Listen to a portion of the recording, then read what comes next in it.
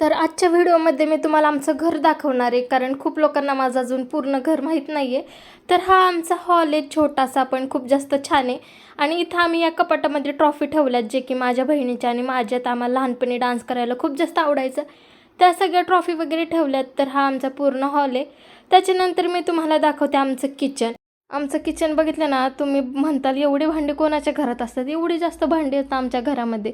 3 rack आहेत आमच्या घरामध्ये, सगळे भांड्यांनी भरलेत. वरून कोटमाळा पण आहे आणि त्याच्यावरती सुद्धा भांडी ठेवलेत.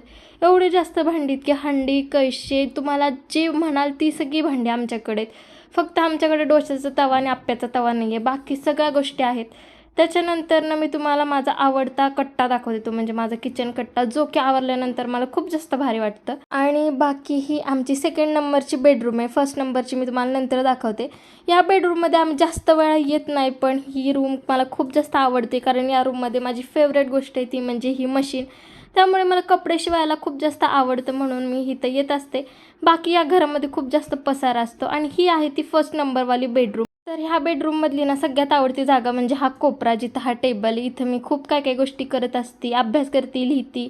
आणि इथं मी माझं व्हिजन बोर्ड लावला आहे. आणि कधी कधी मी जर असं डिमोटिवेटेड होते, मग मी इथं जरा कोट्स वगैरे लावलेत.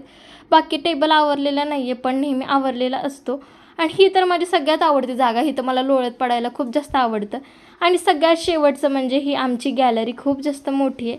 तिथं मम्मीनं हा मनी प्लांट लावला आहे आणि इथं ॲलोवेरा, आळूची पानं पण लावलेत.